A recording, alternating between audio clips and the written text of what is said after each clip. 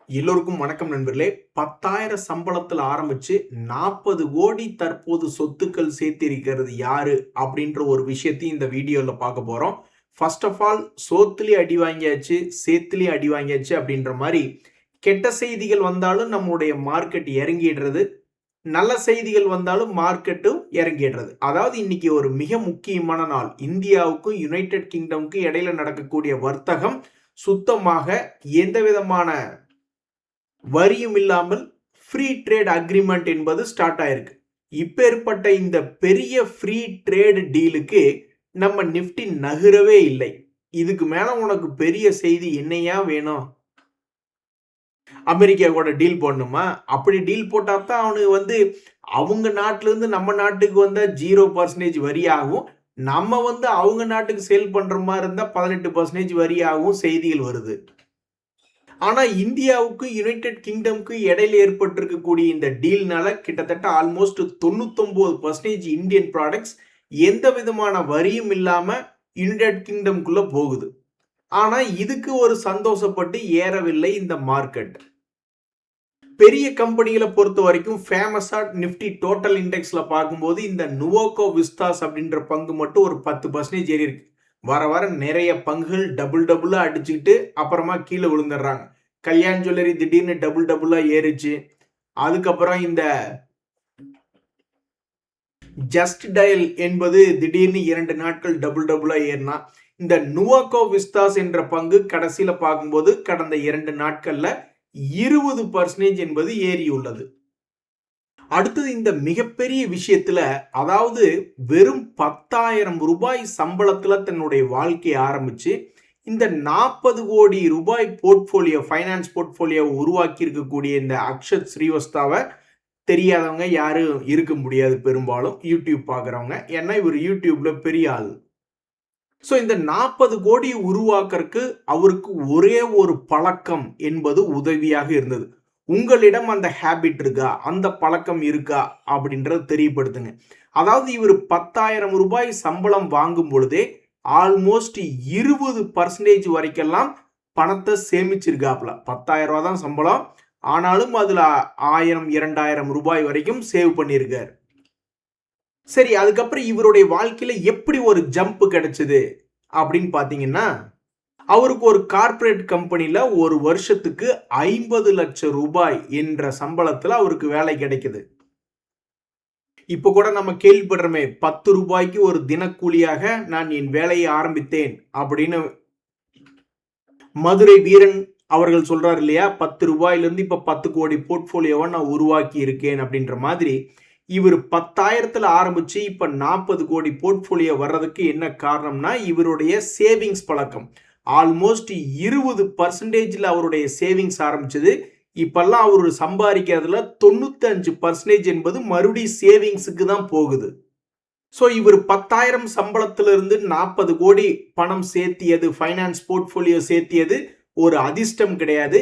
இவர்கிட்ட இருக்கக்கூடிய அந்த சேவிங்ஸ் அப்படின்ற பழக்கம் உங்களுக்கும் நீங்க வாங்கக்கூடிய சம்பளத்துல 20%, 40%, 80% அப்படின்னு சேவிங்ஸ் பண்ற பழக்கம் வரும் பொழுது உங்களுடைய பண இருப்பு, ஃபைனான்ஸ் போர்ட்போலியோ என்பது பல கோடிகளை தாண்டும் என்பதுல எந்த விதமான மாற்று கருத்தும் இல்லை. நண்பர்களே, ஸ்டாக் மார்க்கெட்ல வேறு என்ன செய்திகள்னா, தற்போது 200 டேஸ் மூவிங் ஆவரேஜ் பக்கத்தில் விழுந்துள்ள சில பங்குகள் அப்படின்றதுல இந்த ஹிந்து காப்பர் அப்படின்ற பங்கு அவனுக்கு நல்ல காலம் இருந்தப்ப எவ்வளவு பெரிய ஏற்றம்னா உங்களால நம்பவே முடியாது. 200 ரூபாயிலிருந்து 750 ரூபாய் வரைக்கும் நான் ஸ்டாப்பா ஏறி இருக்கான். இந்த ஜோன்ல பல்வேறு பங்குகள் ஏறவே இல்லை. மார்க்கெட்டே கீழே குமிஞ்சு ஏதோ தொலைச்ச மாதிரி கீழே குமிஞ்செல்லாம் தேடிக்கிட்டு இருந்தது. பெருசா வருமானம் நிறைய பேர்த்துக்கு இல்லை. அந்த பீரியட்ல இவன் 200 டேஸ் மூவிங் ஆவரேஜை தாண்டி கடகடன்னு ஏறினவன் கண்ணா பின்னான்னு ஆல்மோஸ்ட் 200 ரூபாயிலிருந்து 750 வரைக்கும் ஏறிச்சு. அதுக்கப்புறமே ஒரு முறை வீழ்ச்சி 200 டேஸ் மூவிங் ஆவரேஜ் பக்கத்துல வந்தப்ப 400 ரூபாயில பிக்கப் பண்ணி மறுபடியும் 600 ரூபாய் வரைக்கும் போனான். இப்ப மறுபடியும் 3வது முறையாக இந்த 200 டேஸ் மூவிங் ஆவரேஜ் கிட்ட விழுந்து 1 மாதம் ஆகிவிட்டது. 1 மாதமா இந்த ஷேரை செல் பண்ணி கீழே அமுத்த முயற்சி பண்றாங்க. ஒண்ணு இப்ப வரைக்கும் நடக்கல. சோ இந்த ஹிந்து காப்பர் ஷேருக்கு இது ஒரு கோல்டன் ஜோனா இல்லையா அப்படின்றது ஒரு மாதம் வெயிட் பண்ணி பார்த்தும் இப்ப வரைக்கும் ஒன்னும் விஷயம் தெரியல. சோ இப்ப இருக்கக்கூடிய Q1 ரிசல்ட் சீசன்லயாவது இந்த பங்கு ஏதாவது ஒரு முடிவுக்கு வந்து தன்னுடைய பழைய ஹை 600 ரூபாய் வந்தா கூட ஒரு ஷேருக்கு 100 ரூபாய்க்கு மேல ஏற வேண்டியது இருக்கு. அல்லது இந்த 200 டேஸ் மூவிங் ஆவரேஜ் உடைச்சு பெரிய லெவல்ல கிராஷ் ஆனா கூட புதுசா வாங்குறவங்களுக்கு ஒரு ஆப்பர்ச்சுனிட்டி என்பது இருக்கு. சோ என்ன செய்ய போகிறது என்பது பொறுத்திருந்தா பார்க்கணும். ஆல்ரெடி ஒரு மாதத்திற்கு பொறுமையை சோதித்து விட்டது. இருந்தாலும் இந்த Q1 ரிசல்ட் சீசன்ல எப்படியும் இந்த பங்கை பற்றிய பல செய்திகள் வரும் பொழுது இந்த பங்குக்கு என்ன ஆகிறது அப்படின்றது பொறுத்திருந்து பார்க்கணும். அதே மாதிரி NMDCயுமே சாதாரண நாள் கிடையாது. அந்த பங்குமே ஒரு 66 ரூபாய்க்கு தன்னுடைய மொமெண்டம் பிக்கப் பண்ண ஆரம்பிச்சவன் ஒரு முறை கூட 200 டேஸ் மூவிங் ஆவரேஜ கீழேயே உடைக்கல. சோ இந்த முறை இந்த 200 டேஸ் மூவிங் ஆவரேஜ் கீழே வர போகிறதா அல்லது இந்த இடத்துல பிக்கப் ஆக போகிறதா அப்படின்ற மாதிரி பல்வேறு பங்குகள் தற்போது 200 டேஸ் மூவிங் ஆவரேஜ் பக்கத்துல வந்து விழுந்திருக்கு. இது போன்ற பங்குகள்லாம் அடுத்த சில மாதங்கள்ல எந்த சைடு வருது அப்படின்னு தெரிஞ்சுக்கிறதுக்கு ரொம்ப ஆர்வமா இருக்கு. நண்பர்களே, அடுத்தது வேறு என்ன செய்திகள் அப்படின்னு பாத்தீங்கன்னா, ஒவ்வொரு செக்டருக்கு ஒவ்வொரு சமயத்துல செய்திகள் வரும். சுகர் செக்டர்ல திடீர்னு எத்தனால கலந்து விடுறோம் அப்படின்ற பொழுது அந்த சுகர் செக்டர்களுக்கெல்லாம் திடீர்னு ஏதாவது ஒரு ஃபோக்கஸ் என்பது வரும். அப்புறம் ஃபெர்டிலைசர் ஸ்டாக்ஸுக்கு அதுக்குண்டான நேரம். அது மாதிரி இந்த இன்சூரன்ஸ் கம்பெனிகளுக்கெல்லாம் திடீர்னு இந்த ஐடி ஃபைல் பண்ணக்கூடிய சமயத்துல திடீர்னு ஏதாவது ஒரு தகவல்கள் அப்படின்றது வரும். அந்த மாதிரி அப்பப்ப ஏதாவது ஒரு தகவல்கள் வந்த வண்ணமே இருக்கும். அதை வச்சுக்கிட்டு தான் இவன் 2022, 23கள்ல இருந்து அப்புறம் திடீர்னு ஏதாவது ஒரு ரெகுலேட்டரி நியூஸ் கூட வரும். நீங்க ஏதாவது பேங்க்ல இருந்து அதிகமா லீட் எடுக்க கூடாது அப்படின்னு ஏதாவது ஒரு ரெஸ்ட்ரிக்ஷன் சம்பந்தப்பட்டது வரும். அல்லது வந்து ஃபாரின் டைரக்ட் இன்வெஸ்ட்மெண்ட் சம்பந்தப்பட்டதுன்னு ஏதாவது ஒரு நியூஸ் என்பது வந்துகிட்டே இருக்கும்.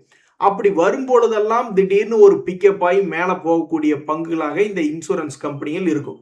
இப்ப சரிவடைந்து கீழே கிடக்கக்கூடிய இந்த நிலைமையில இந்த HDFC லைஃப் இன்சூரன்ஸ் அப்படின்ற பங்கு எப்ப பிக்கப் ஆகும் அடுத்த முறை அப்படின்னு பல பேர் பார்த்துக்கிட்டு இருக்காங்க. சோ அதனுடைய வாழ்க்கையிலேயே இது வந்து ஒரு மோசமான சரிவு. இதுக்கு முன்னாடி அது 2023ல பாத்தீங்கன்னா ஒரு கடுமையான சரிவு வந்து 200 டேஸ் மூவிங் ஆவரேஜ் இருந்து வெறும் 16% கீழே இறங்கினா. அதுக்கு முன்னாடி 2022ல பாத்தீங்கன்னா மிக கடுமையான ஒரு முறை சரி வந்து 24% என்பதுதான் இறங்குச்சு. ஆனா இந்த முறை வச்சாம் பாருங்க ஆப்பு எனக்கு அப்படின்ற மாதிரி இந்த பங்கு ஒரு முறை ஆல்மோஸ்ட் ஒரு 21% இறங்கி இருக்கு. இப்ப அந்த அளவுக்கு சீப் இல்ல. 200 டேஸ் மூவிங் ஆவரேஜ்ல இருந்து வெறும் 16% இறங்கி இருக்கு. இருந்தாலும் தொடர்ந்து ஒரு வருடமாகவே இறங்கும் முகமாகவே உள்ளது. சோ வழக்கம் போல இந்த குவார்டர்லி ஒன் ரிசல்ட்ஸ்லயாவது இருக்கக்கூடிய அனைத்து வீக்கான மக்களும் இந்த ஷேர் வேண்டான்னு வித்துட்டு போற எல்லா கிராக்கிகளும் போனதுக்கு அப்புறம் அந்த ஷேரை வைத்திருந்து விலையேற்றக்கூடிய அந்த டிமாண்ட் இருக்கக்கூடிய ஸ்ட்ராங் ஹேண்ட்ஸ் மட்டும் அந்த ஸ்டாக்கை வச்சிருக்க போறாங்களா இந்த Q1 ரிசல்ட்ல இருந்து? இனிமேலாவது இதுக்கு ஏதாவது விமோச்சனம் வருதா அப்படின்னு இந்த Q1 ரிசல்ட் சீசன்ல அதிகம் எதிர்பார்க்கக்கூடிய பங்குகள்ல இந்த HDFC லைஃப் இன்சூரன்ஸ் அப்படின்ற ஷேர் இருக்கு. அதுல பாருங்க நண்பர்களே, பல பேர்த்துக்கு கன்ஃபியூஷனா இருக்கும். நஷ்டம் செய்யக்கூடிய பங்குகள் கூட திடீர்னு ஒரு எகிர்றாங்க. தன்னுடைய லோ பிரைஸ்ல இருந்து கொஞ்சம் ஓரளவுக்கு மேல் நோக்கி வர்றாங்க. ஆனா லாபம் செய்யக்கூடிய பங்குகள் தொடர்ந்து இறங்குறான். ஒரு வி ஷேப்ல ரெக்கவரி என்பது நிறைய பங்குகள்ல நடக்க மாட்டேங்குது. ஆனா நம்ம போய் அதனுடைய வரவு செலவு கணக்கில் எடுத்து பார்த்தோம்னா லாபகரமா தான் இருக்கும். P&L ஸ்டேட்மெண்ட் எடுத்து ப்ராஃபிட் அண்ட் லாஸ் ஸ்டேட்மெண்ட் எடுத்து பார்த்தோம்னா லாபகரமா தான் இருக்கும். அப்படி ஒரு பங்கு தான் இந்த SBI கார்ட்ஸ் அண்ட் பேமெண்ட்ஸ். அவனுடைய குவார்டர்லி ரிசல்ட்ஸ் என்பது எடுத்து பார்த்தோம்னா எங்கேயுமே ஒரு தப்பு தண்டா இல்லாம அவன் பாட்டுக்கு ப்ராஃபிட் பண்ணிக்கிட்டே தான் இருக்கான். மேபி மார்க்கெட்டுக்கு பயம் இருக்கலாம். ஏதாவது வராக்கடன் நான் பர்ஃபார்மிங் ஆசிட்டுக்கு இது ஏதாவது இருக்குமோ அப்படின்னு ஏதாவது ஒன்று மார்க்கெட் நினைச்சுக்கலாம். ஆனா நம்மளுக்கு எழுத்துக்கள்ல என்ன இருக்கு, ரிசல்ட்டுகள்ல என்ன இருக்குன்னா அவங்களுடைய பர்ஃபார்மன்ஸ் நல்லா இருக்கு அப்படின்ற மாதிரி தான் இருக்கு. ஆனா அதே இந்த HEG அப்படின்ற பங்கு பாருங்க, அவங்களும் ஒரு லாபகரமான பங்கு தான். அப்பப்ப திடீர்னு கடந்த 2 குவார்டர்கள்ல ஏதோ ஒரு காரணங்கள்னால லாஸ் மேக்கிங் அப்படின்றத ரிப்போர்ட் பண்ணியிருக்காங்க. ஆனா இந்த HEG அப்படின்ற ஒரு ஷேரினுடைய விலை நாம் எடுத்து பார்த்தோம்னா அவன் இருக்கிறதுலே உச்சத்துக்கு பக்கத்துல சுத்திக்கிட்டு இருக்கான். அவனு வீழ்ச்சி அடைந்த பங்கு தான் 2 முறை சமீபத்துல வீழ்ச்சி அடைஞ்சிருக்கு. 2 முறையுமே அவன் மேல எகிரி இருக்கான். இப்ப கூட 200 டேஸ் மூவிங் ஆவரேஜை தாண்டி துடியா துடிச்சுக்கிட்டு இருக்கான் இந்த ஹெச்இஜி அப்படின்ற ஒரு பங்கு. இந்த பங்கை பார்க்கும் பொழுது ஆனா நம்மளுடைய எஸ்பிஐ கார்ட்ஸ் அப்படின்றத நம்ம பார்க்குறோம். அவன் சரிவடைஞ்சு இருக்கிறதோட சரி, இப்போ வரைக்கும் ஒரு வி ஷேப்ல தன்னுடைய பழைய ஹை ₹1000 என்பது வரல. அவன் என்னைக்காவது ஒரு நாள் ஏதாவது ஒரு பங்கு திடீர்னு ஏறுவான். நம்மளுக்கு அதை உணரவே முடியாது. இவ்வாறு இதுக்கு முன்னாடி கூட ஒரு முறை திடீர்னு ₹600 சுத்திக்கிட்டு இருந்த பங்கு ₹1000 என்பதை வந்து தொட்டுட்டு தான் கீழே விழுந்திருக்கான். ஸோ இவனுக்கு அந்த வி ஷேப்ல ரெக்கவரி என்பது ஆகணும். அதுக்கு ஒரு 4-5 மாசம் டைம் என்பது நடக்கும். அந்த டைம் எப்பதான் வரும் அப்படின்றது தெரியல. ஆக மொத்தம் அடுத்தடுத்த மாதங்கள்ல இந்த எஸ்பிஐ கார்டு போன்ற ஷேர்கள் ஒரு வி ஷேப் போட்டு தன்னுடைய பழைய ஹையை அல்லது ஒரு புதிய ஹையை சாத்தியப்படுத்துமா இல்லையா அப்படின்றதான் முக்கியமான கேள்வியா இருக்கு. நண்பர்களே, நம்மளால இப்படி 10,000த்துல ஆரம்பிச்சு 40 கோடி சேர்த்த முடியலனாலும் 10,000த்துல ஆரம்பிச்சு ஒரு 1 கோடி சேர்த்துனா கூட மகிழ்ச்சியா தான் இருக்கும். அதே மாதிரிதான் ஸ்டாக் மார்க்கெட்ல பெரிய கம்பெனின்னு இல்லை, சிறிய கம்பெனிகள், ஸ்மால் கம்பெனிஸ் கூட ஓரளவுக்கு நல்லா பர்ஃபார்ம் பண்ணி தன்னுடைய பழைய ஹையை வந்து பிடிச்சானா கூட மகிழ்ச்சியா தான் இருக்கும். இப்ப இந்த நியோஜன் அப்படின்ற பங்கை பார்க்கும்போது பல பேர்த்துக்கு அடடா பரவாயில்லையே, பழைய ஹையை வந்து பிடிச்சிட்டானே, ஷேர் ஹோல்டர்ஸை காப்பாத்திட்டானே, ₹1000 இந்த 2026 என்ற நிலையில ₹1000 ஆரம்பிச்சு பரவாயில்லையே 2200 வரைக்கும் வந்துட்டானே அப்படின்னு நம்மளுக்கு பரவாயில்லைன்னு சொல்ற மாதிரி தோணும். ஆனா அந்த பங்கு எப்பேற்பட்ட பங்கு அப்படின்னு தெரிஞ்சால் நீங்கள் ஆச்சரியப்படுவீர்கள்.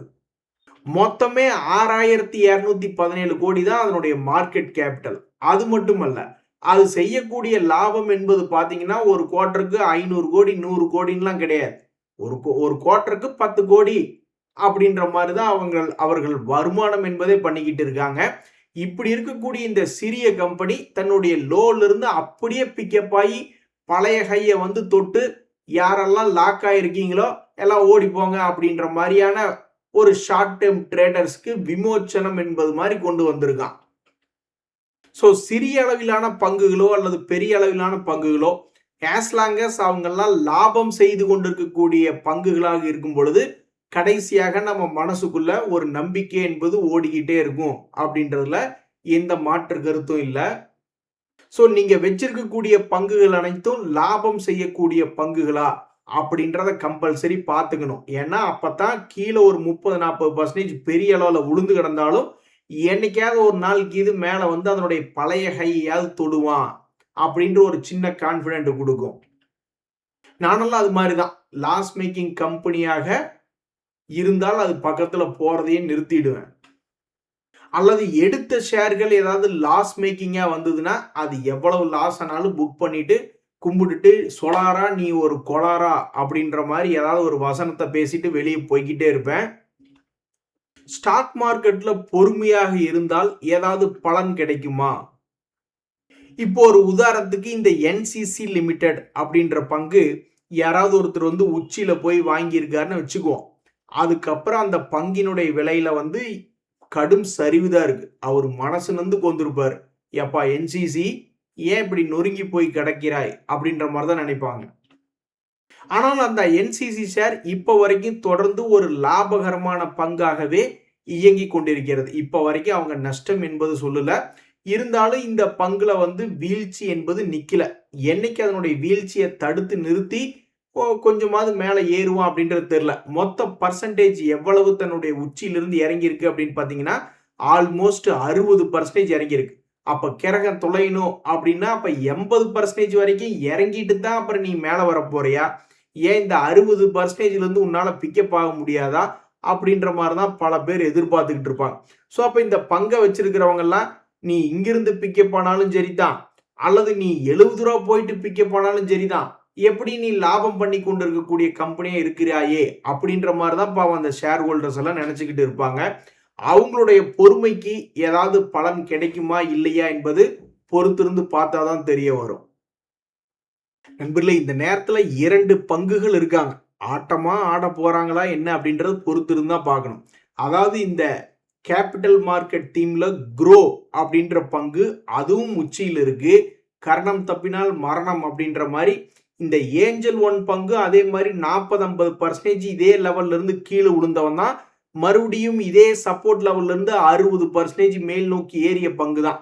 ஸோ 2 பேருமே ஆட்டமா ஆட போறாங்களா அப்படின்ற மாதிரி பிரேக் அவுட் ஆகி புதிய உச்சங்கள் இந்த ஏஞ்சல் ஒன்னும் சரி க்ரோ ஷேரும் சரி புதிய உச்சங்கள் மாதிரி போக போகிறதா, அல்லது தன்னுடைய பழைய லோவுக்கு வந்துட்டு வாங்க மறுபடியும் எல்லாரும் சம்பாதிங்க அப்படின்ற மாதிரி புதிய வீழ்ச்சிக்கு வருகிறதா என்பது பொறுத்திருந்தா பார்க்கணும்.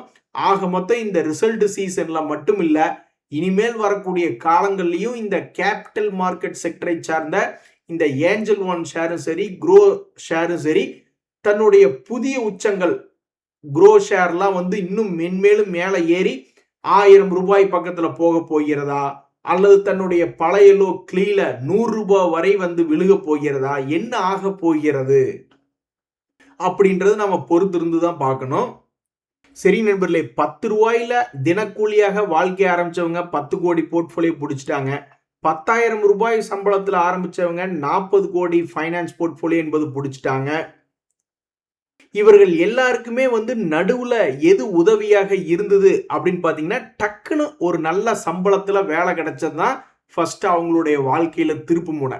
அதுக்கப்புறம் வர்ற பணத்தை கொஞ்சம் கூட செலவு பண்ணாம 40% சேவிங்ஸு, 95% வாங்குற சம்பளத்துல சேவிங்ஸு அப்படின்ற மாதிரி பெரிய புரட்சி பண்ணி சாதாரண மனிதர்களாக இருந்து இப்படி கோடிக்கணக்கில் போர்ட்ஃபோலியோ என்பது பிடிச்சிருக்காங்க. உங்களுக்கும் அந்த பழக்கம் வருதா அப்படின்னு பாருங்க. உங்களாலையும் 40% 50% சேவிங்ஸ் பண்ண முடியுதா அப்படின்றத பாருங்க. இன்றைய தகவல் அனைத்து உங்களுக்கு உதவி எனக்கு மகிழ்ச்சி தான். ரொம்ப நன்றி, வணக்கம்.